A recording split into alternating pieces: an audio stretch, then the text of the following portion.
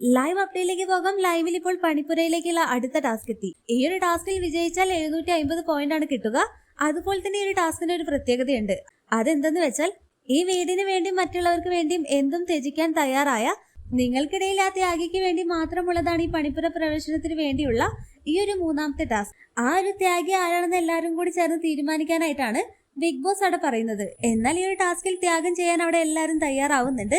അതുകൊണ്ട് തന്നെ ഒരു ടിഷ്യൂ പേപ്പറിൽ എല്ലാവരുടെയും പേര് എഴുതി ക്യാപ്റ്റനായിട്ടുള്ള ആര്യൻ എല്ലാവരുടെയും പേര് നറുക്കെടുത്തിട്ട് അതിൽ നിന്നും ഒരു നറുക്കെടുക്കുന്നു. അപ്പോൾ കിട്ടുന്ന പേര് ആതിരയുടെയും നൂറയുടെയും പേരാണ്.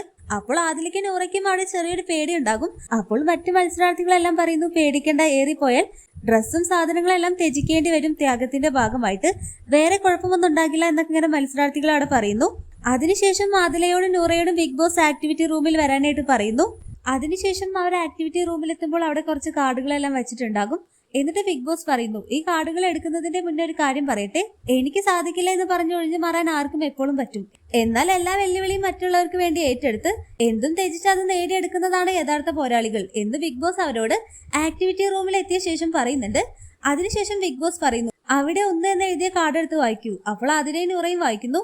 BB ഡിമാൻഡ് 7ന്റെ പണി 750 പോയിന്റ് നേടി തരാനുള്ള മൂന്നാമത്തെ ഗെയിമാണ്, നിങ്ങൾ റെഡിയാണോ എന്ന് ചോദിക്കുമ്പോൾ ഞങ്ങൾ റെഡിയാണ് ബിഗ് ബോസ് എന്ന് ആദില നൂറ പറയുന്നു. അതിനുശേഷം രണ്ടാമത്തെ കാർഡ് എടുത്ത് വായിക്കാൻ പറയുന്നു. ആ ഒരു കാർഡിൽ എഴുതിയത് എന്താന്ന് വെച്ചാൽ BB ഡിമാൻഡ് 7ന്റെ പണി ഫാമിലി വീക്ക് വരാൻ പോകുന്നു, നിങ്ങൾ എക്സൈറ്റഡ് ആണോ എന്ന് ചോദിക്കുമ്പോൾ ഞങ്ങൾ എക്സൈറ്റഡ് ആണ് ബിഗ് ബോസ് എന്ന് ആദില നൂറ അവിടെ പറയുന്നുണ്ട്. അതിനുശേഷം മൂന്നാമത്തെ കാർഡ് എടുത്ത് വായിക്കാൻ പറയുന്നു. ആ ഒരു കാർഡിലുള്ളത് എന്താന്ന് വെച്ചാൽ BB7 7ന്റെ പണി ഫാമിലി ടാസ്കിൽ ആരുടെ ഫാമിലിയെ കാണാനായിട്ടാണ് നിങ്ങൾ കൂടുതൽ എക്സൈറ്റ്മെന്റ് ആയിട്ട് ഇരിക്കുന്നത്? 3 പേരുടെ പേര് പറയാനായിട്ട് പറയുമ്പോൾ ആദില നൂറ പറയുന്നത് രേണു ചേച്ചിയുടെ ഫാമിലിയും അപ്പാനിച്ചന്റെ ഫാമിലിയും പിന്നെ റെനയുടെ ഫാമിലിയുമാണ് ഞങ്ങൾ കാത്തിരിക്കുന്നത് എന്ന് അവർ പറയുന്നു. അപ്പോൾ ബിഗ് ബോസ് പറയുന്നു, ഈ ഒരു ടാസ്കിന്റെ അവസാനത്തെ ഡിമാൻഡ്, ഇപ്പോൾ തിരഞ്ഞെടുത്ത ഒരു 3 ഫാമിലിക്കും ഇവിടെ വരാൻ പറ്റില്ല, അതിന് പകരം നിങ്ങൾക്ക് 750 പോയിന്റ് കിട്ടും. ഒന്നുകിൽ നിങ്ങൾക്ക് അവരുടെ ഫാമിലിയെ വരുത്താം, അല്ലെങ്കിൽ നിങ്ങൾക്ക് 750 പോയിന്റ് കിട്ടും. 750 പോയിന്റ് എടുത്താൽ പിന്നെ ആ 3 ഫാമിലിക്കും ഇങ്ങോട്ട് വരാൻ പറ്റില്ല എന്നതാണ് അവസാനത്തെ ഡിമാൻഡ്.